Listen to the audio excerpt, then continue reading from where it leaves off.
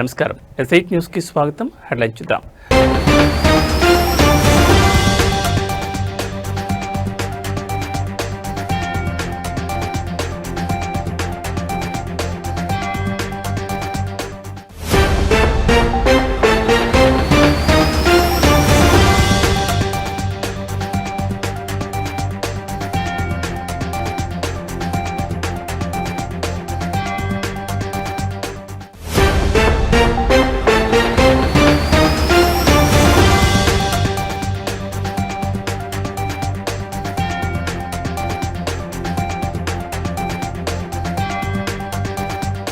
ఇక డీటెయిల్స్ చూస్తే బంగారం వెండి ధరలు ఆకాశమే అద్దుగా దూసుకుపోతున్నాయి. గురువారం ట్రేడింగ్లో పసిడి వెండి ధరలు సరికొత్త ఆల్ టైమ్ రికార్డు స్థాయికి చేరాయి.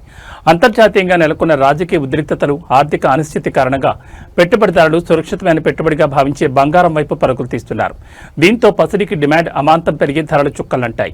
దేశీయ మల్టీ కమోడిటీ ఎక్స్చేంజ్లో బంగారం డిసెంబర్ ఫ్యూచర్స్ ధర ఏకంగా 1200 మేర పెరిగి 10 గ్రాములు 128,395 వద్ద సరికొత్త జీవనకాల గరిష్టాన్ని నమోదు చేసింది. వెండి కూడా బంగారం బాటలోనే పయనించింది. ఎంసీఎక్స్ సిల్వర్ డిసెంబర్ ఫ్యూచర్స్ ధర కేజీకి 1,900 పైగా పెరిగి 164,150 రూపాయల వద్ద కొత్త రికార్డు సృష్టించింది. ఉదయం ట్రేడింగ్లో 10 గ్రాముల బంగారం ధర 0.60% లాభంతో 127,960 వద్ద, కేజీ వెండి ధర 1% లాభంతో 163,812 వద్ద ట్రేడ్ అయ్యాయి. ప్రపంచవ్యాప్తంగా నెలకొన్న ఉద్రిక్త పరిస్థితులు, అమెరికాలో వడ్డీ రేట్లు తగ్గుతాయన్న అంచనాలు, డాలర్ బలహీనపడ్డం వంటి అంశాలు బంగారం వెండి ధరల పెరుగుదలకు ప్రధాన కారణంగా నిలుస్తున్నాయని మార్కెట్ నిపుణులు విశ్లేషిస్తున్నారు. ముఖ్యంగా చైనా ఇటీవల రేర్ ఎర్త్ మెటీరియల్స్ ఎగుమతులపై ఆంక్షలను మరింత కఠినతరం చేసింది. చైనా చర్యలను అమెరికా అధికారులు తీవ్రంగా విమర్శించడమే కాకుండా ప్రతీకార చర్యలు ఉంటాయని సంకేతాలు ఇచ్చారు.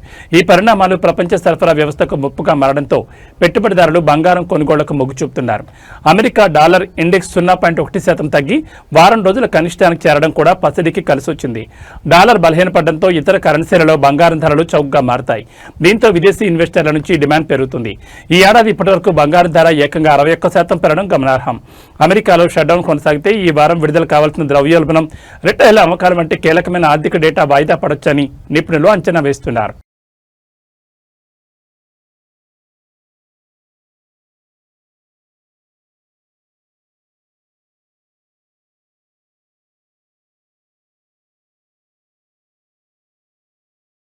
పల్నాడు జిల్లా నరసరావుపేట మాజీ ఎమ్మెల్యే వైసీపీ నేత గోపిరెడ్డి శ్రీనివాసరెడ్డిపై పోలీసులు కేసు నమోదు చేశారు. 2 రోజుల క్రితం పట్టణంలో ముందస్తు అనుమతి లేకుండా ర్యాలీ నిర్వహించారనే ఆరోపణలతో ఆయనతో పాటు మరో 22 మంది అనుచరులపై నరసరావుపేట 1 టౌన్ పోలీస్ స్టేషన్లో కేసు ఫైల్ చేశారు. రాష్ట్ర వ్యాప్తంగా నకిలీ మద్యం విక్రయాలు పెరిగిపోయాయని ఆరోపిస్తూ మంగళవారం గోపిరెడ్డి శ్రీనివాసరెడ్డి ఆధ్వర్యంలో వైసీపీ శ్రేణులు నిరసన చేపట్టాయి. ఈ సందర్భంగా వైసీపీ కార్యాలయం నుంచి ఎక్సైజ్ కార్యాలయం వరకు భారీ ర్యాలీ నిర్వహించారు. పట్టణంలో పోలీస్ యాక్ట్ 30 అమల్లో ఉన్నప్పటికీ నిబంధనలను ఉల్లంఘించి ర్యాలీ నిర్వహించినందుకు గాను పోలీసులు ఈ చర్యలు తీసుకున్నట్టు తెలుస్తోంది. ఈ నిరసన కార్యక్రమంలో భాగంగా నకిలీ మద్యం బాటిళ్లను రోడ్డుపై పగలగొట్టి వైసీపీ నేతలు తమ ఆగ్రహాన్ని వ్యక్తం చేశారు. అనంతరం ఎక్సైజ్ కార్యాలయం చేరుకుని సీఐకి వినతిపత్రం అందజేశారు. చంద్రబాబు నాయుడు ప్రభుత్వం బెల్ట్ షాపుల ద్వారా నకిలీ మద్యాన్ని డోర్ డెలివరీ చేయిస్తోందని ఈ సందర్భంగా గోపిరెడ్డి తీవ్ర విమర్శలు చేశారు. ఈ ఘటన జరిగిన 2 రోజుల తర్వాత అనుమతి లేని ర్యాలీపై పోలీసులు కేసు నమోదు చేయడం స్థానికంగా చర్చనీయాంశమైంది.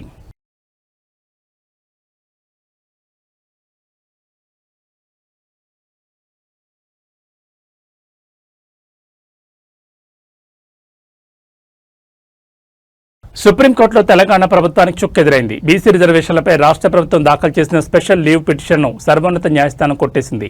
50% రిజర్వేషన్లతోనే ఎన్నికలకు వెళ్లండని ప్రభుత్వానికి సుప్రీంకోర్టు సూచించింది. కావాలనుకుంటే పాత రిజర్వేషన్లతో ఎన్నికలకు వెళ్లొచ్చని పేర్కొంది. స్థానిక ఎన్నికల్లో బీసీలకు 42% రిజర్వేషన్ కల్పిస్తూ జారీ చేసిన జీవో 9పై హైకోర్టు విధించిన స్టేను సవాల్ చేస్తూ ఇటీవల తెలంగాణ ప్రభుత్వం సుప్రీంకోర్టులో ఎస్ఎల్పీ దాఖలు చేసిన విషయం తెలిసిందే.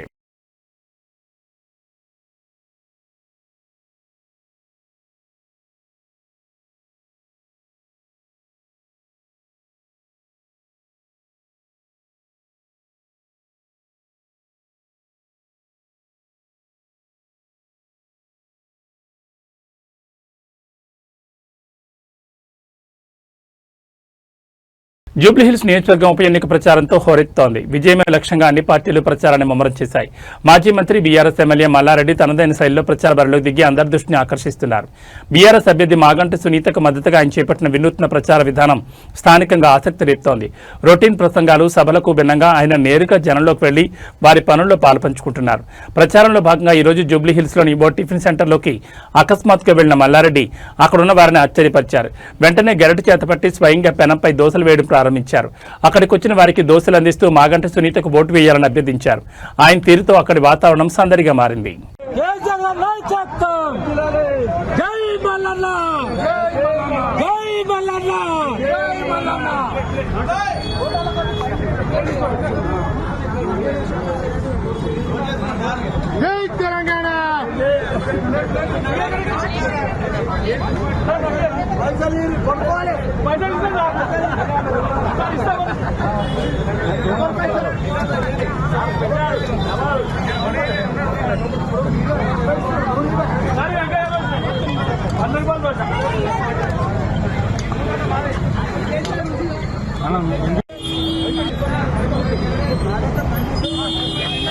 కాంగ్రెస్ మంత్రుల వ్యవహారం సంచలనంగా మారింది. కొందరు కాంగ్రెస్ మంత్రులు సీఎం సన్నిహితులు డబ్బుల కోసం కంపెనీలను గన్పెట్టి బెదిరిస్తున్నారని తెలుస్తోంది. ఒకరిపై ఒకరు ఆరోపణలు చేసుకోవడంతో అసలు భాగవతం బయటపడింది. డబ్బులు ఇవ్వాలని డెక్కన్ సిమెంట్స్ కంపెనీ వారిని మంత్రి కొండా సురేఖ, ఓఎస్టీ సుమంత్ పాయింట్ బ్లాంక్లో గన్పెట్టి బెదిరించారని తెలుస్తోంది. అటు సీఎం రేవంత్ రెడ్డి సన్నిహితులు రోహిన్ రెడ్డి ఆఫీసులో డబ్బుల కోసం గన్పెట్టి బెదిరింపులకు పాల్పడ్డారన్న ఆరోపణలు వినిపిస్తున్నాయి. ఓఎస్టీ సుమంత్పై మంత్రి ఉత్తమ్ కుమార్ రెడ్డి ఫిర్యాదు చేశారు. దీంతో సుమంత్ను అరెస్ట్ చేయడానికి టాస్క్ ఫోర్స్ పోలీసులు రాగా వారిని కొండా సురేఖ కుమార్తె సుస్మిత అడ్డుకున్నారు. ఈ క్రమంలోనే మంత్రులపై సీఎం రేవంత్ రెడ్డిపై ఆమె సంచలన ఆరోపణలు చేశారు. ప్రస్తుతం ఈ వ్యవహారం రాజకీయంగా హీట్ పెంచుతోంది. డెక్కన్ సిమెంట్స్ కి సంబంధించిన రోహిన్ రెడ్డి కూడా ఎగ్జాక్ట్లీ డెక్కన్ సిమెంట్స్ అనే సంస్థలో ఇప్పుడు నేను చెప్తా అండి. ఇప్పుడు మీరు అడిగినారు కదా, exactly the correct point I tell you. ఇది సీఎంఓ నుంచి వచ్చిన ఇది సీఎంఓ. మీరు please come here, I tell you. ఎందుకనంటే సీఎంఓ నుంచి ఎవరు ఇప్పుడన్నా మీరు చెప్పిన పేరేంటిది? రోహిన్ రెడ్డి. ఆయన ఎవరు? సీఎం కి ముఖ్యమంత్రికి దగ్గరగా ఉంటారు. అంతేనా? పక్కన ఉంటాడా? ఆయన వచ్చి సుమంత్ ని ఏంటిది మ్యాటర్ అని అడిగిండు డెక్కన్ సిమెంట్స్ గురించి. అడిగితే రోహిన్ రెడ్డి ఆఫీస్ లా సుమంత్ ను రోహిన్ రెడ్డి కలిసి కూర్చొని మాట్లాడి డెక్కన్ సిమెంట్స్ వాళ్ళతో మాట్లాడిండ్రు. దాన్ని బెదిరించుడు అన్నారు. సరే, బెదిరించుడు అంటే, ఎక్స్టార్షన్ అంటే పిస్తల్ పెడితే దాంట్లో రోహిన్ రెడ్డి ఉండాలి, అప్పుడు సీఎం రేవంత్ రెడ్డి కూడా ఉండాలి. కోనసీమ జిల్లా అమలాపురం తహసీల్దార్ కార్యాలయంలో అవినీతి నిరోధక శాఖ అధికారులు మెరుపు సోదాలు నిర్వహించారు. భూమి ఆన్లైన్ చేసేందుకు లంచం తీసుకుంటున్న తహసీల్దార్ను రెడ్ హ్యాండెడ్ గా పట్టుకున్నారు.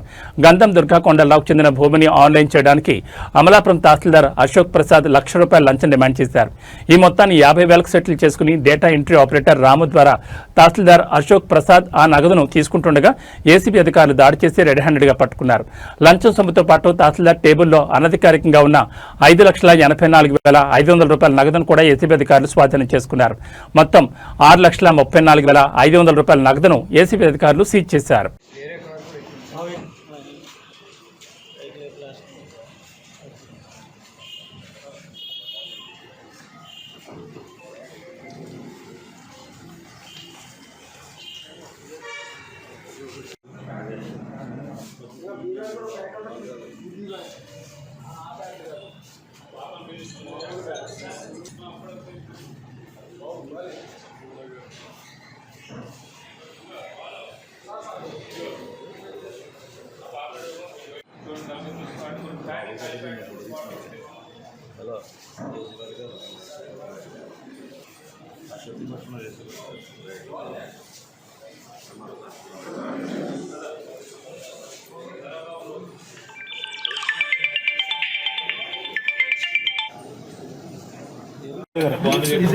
విష్ణు పెట్టావా?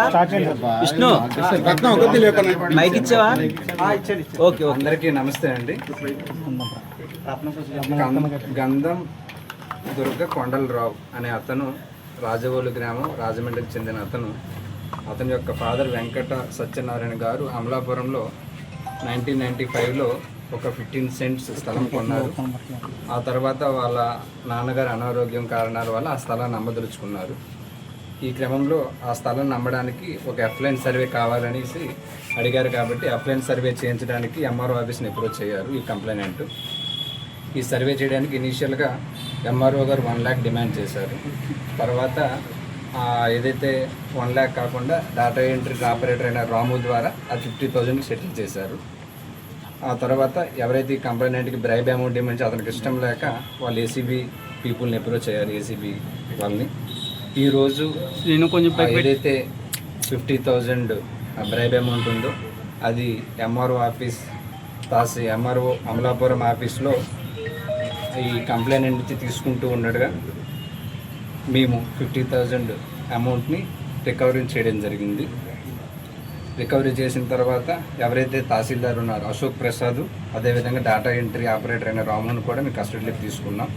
ఈ 50,000 అమౌంట్తో పాటు అన్అకౌంటెడ్ క్యాష్ 5,88,500 కూడా మేము ఎంఆర్ఓ ఆఫీస్ నుంచి రికవరీ చేశాము.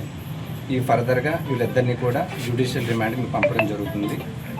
పీపుల్ అందరికీ రిక్వెస్ట్ ఏంటంటే ఎవరైనా సరే గవర్నమెంట్ సర్వెంట్స్ మళ్ళీ బ్రైబ్ అమౌంట్ డిమాండ్ చేస్తే ఏసీబీ పీపుల్ని అప్రోచ్ అవ్వాల్సిందిగా మీ అందరికీ కూడా రిక్వెస్ట్ చేస్తున్నానండి. Thank you. సార్ ఈ అమౌంట్ 5 lakhs ఎక్కడి నుంచి వచ్చింది? అది అన్అకౌంటెడ్ క్యాష్ ఆఫీస్ నుంచి రికవరీ చేయడం జరిగింది. అది ఎలా వచ్చింది అవన్నీ కూడా మేము ఐడెంటిఫై చేస్తామన్నమాట. టోటల్గా మాకు ఈరోజు ఈ trap amount 50,000 and unaccounted cash 5,88,500 ఈ రెండు కూడా మేము రికవరీ చేయడం జరిగిందండి. టోటల్ 6,38,500. Thank you. నంద్యాల జిల్లా డోన్లో కానిస్టేబుల్ ఆచారి చేతివాటం ప్రదర్శించాడు. శ్రీరామ్ నగర్లో అంగట్లో కూర్చున్న ఒక మహిళ మెడలోంచి 5 తులాల బంగారు చైన్ను బలవంతంగా లాగేందుకు ప్రయత్నించాడు. మహిళ కేకలు వేయడంతో స్థానికులు అతన్ని పట్టుకుని దేహశుద్ధి చేశారు. సమాచారం అందుకున్న పోలీసులు ఘటనా స్థలాన్ని చేరుకుని కానిస్టేబుల్ ఆచారిని అరెస్ట్ చేసి స్టేషన్కు తరలించారు. ఈ ఘటన స్థానికంగా కలకలం సృష్టించింది.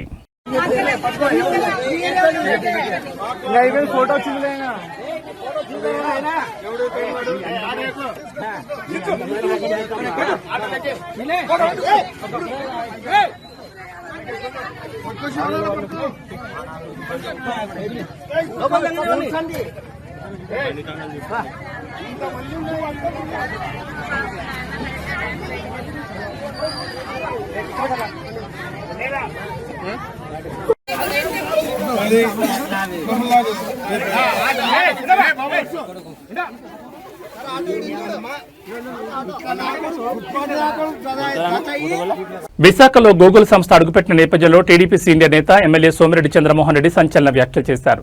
గూగుల్ రాకను వైసీపీ మినహా అన్ని పార్టీలు ప్రజలు స్వాగతిస్తున్నారని ఆయన పేర్కొన్నారు. సోమిరెడ్డి అభిప్రాయం ప్రకారం గూగుల్ టేక్ఓవర్ టెక్నాలజీ ద్వారానే వైఎస్ వివేకానందరెడ్డి హత్య చేసిన వారిని సీబీఐ గుర్తించిందని, ఇది జగన్ రెడ్డి అండ్ బ్యాచ్ గుట్టును రద్దు చేసిందని, వారి అవినీతి చరిత్ర బయటకు వస్తుందని ఆరోపించారు. గూగుల్ కంపెనీ 1.33 లక్షల కోట్లతో ఏపీకి రావడం రాష్ట్రానికి అత్యంత ప్రతిష్టాత్మక ఘటనగా ఆయన అభివర్ణించారు. ఈ ఘనత మంత్రివర్గ సభ్యుడు లోకేష్ బాబు కృషితోనే కొత్త రాష్ట్రం సాధించిందని సోమిరెడ్డి పేర్కొన్నారు. గూగుల్ రాకను సాక్షి మీడియా సరిగా ప్రస్తావించకపోవడం దురదృష్టకరమని అన్నారు. రాష్ట్రానికి ముఖ్యమంత్రి విధులు నిర్వహించిన వ్యక్తి మళ్లీ సీఎంగా కొనసాగుతారని, ప్రజలు కలకనడం మరింత దుర్మార్గమని ఆయన వ్యాఖ్యానించారు. విశాఖలో గూగుల్ సంస్థ రావటం ఒక్క వైసీపీ తప్ప అందరూ స్వాగతిస్తున్నారు. కారణం గూగుల్లో 6093 అని కొడితే జగన్మోహన్ రెడ్డి జైలు జీవితం బయట వస్తుంది. అట్లే గూగుల్ టేక్అవుట్ ద్వారా వివేకానంద రెడ్డి హత్య కేసులో అసలు హంతకుల్ని సిబిఐ గుర్తించి వాళ్ళని పట్టించింది గూగుల్ సంస్థ కాబట్టి హంతకుల్ని పట్టించారు ఆయన వర్గాన్ని. దాని మీద బహుశా పెద్ద కోపం ఉండొచ్చు. మూడోది ఏంటంటే రాజా కరప్షన్ అని కొడితే గూగుల్లో తండ్రిని అడ్డం పెట్టుకొని 1,000 కోట్లు దోపిడీ చేసిన జగన్మోహన్ రెడ్డి అవినీతి చరిత్ర బయట వస్తుంది. అందుకని ఆ సంస్థ మీద కోపం. నేనేమంటానంటే ఈరోజు 1,33,000 కోట్లు అసలు గూగుల్ కంపెనీ ఇండియాలో ఆంధ్రప్రదేశ్కి రావటం, కొత్తగా స్టార్ట్ అయిన ఒక స్టేట్లో రావటం, లోకేష్ బాబు కృషి, దాన్ని జీర్ణించుకోలేక నేను ఒక మాట్లాడుతాను. నీ సాక్షి పత్రికలో కానీ సాక్షి ఛానల్లో కానీ రాష్ట్రానికి ఇంత ప్రతిష్టాత్మకమైన ఒక సంస్థ వస్తుంటే ఒక చిన్న ముక్క కూడా రాయరా? ఒక చిన్న టెలికాస్ట్ లో ఒక్క మాట చెప్పరా? ఆ సంస్థ రావటం ఆంధ్రప్రదేశ్ కి మంచిదేనని, 2 లక్షల మందికి ఉద్యోగాలు ఉపాధి కల్పించే సంస్థ రావటం, ఒక ఇంటర్నేషనల్ ప్రెస్టీజియస్ కంపెనీ మన రాష్ట్రానికి రావటం మీకు ఇష్టం లేదా? మీరా ఈ రాష్ట్రానికి ఒక ముఖ్యమంత్రి కావటం అంటే దురదృష్టం. మళ్ళీ నేనే వస్తాను అని చెప్పుకోవటం అంతకంటే దురదృష్టం. హన్మకొండ జిల్లా ఎలకుతుర్తి మండలం మొలకనూరు రోడ్లోని వినాయక వైన్ షాప్ లో దొంగలు బీభత్సం సృష్టించారు. చోరీకి పాల్పడ్డ దుండగులు మద్యం బాటిల్స్, నగదుతో పాటు సీసీ కెమెరా ఫుటేజ్ బాక్సులు సైతం ఎత్తుకెళ్లారు. దొంగతనం జరిగినట్లు గుర్తించిన షాప్ నిర్వాహకులు పోలీసులకు సమాచారం అందించారు. ఘటనా స్థలానికి చేరుకున్న పోలీసులు కేసు నమోదు చేసుకుని దర్యాప్తు చేపట్టారు.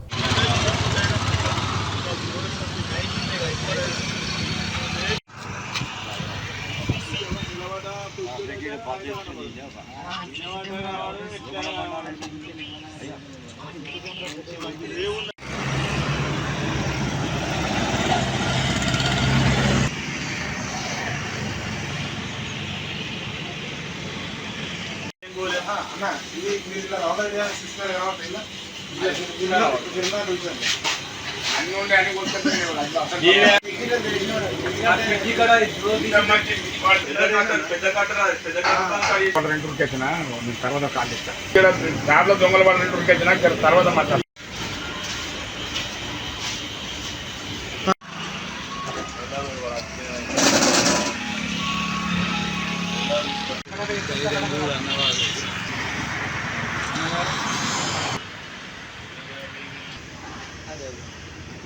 మంచిగా ఆధారంగా ఉన్నది నిత్యంలో.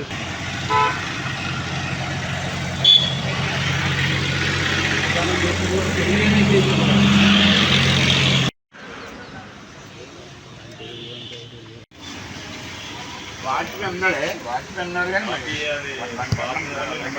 అది ఎంత మనిషి పట్టే మందే కట్ చేసాం మీదకి లేదన్నా.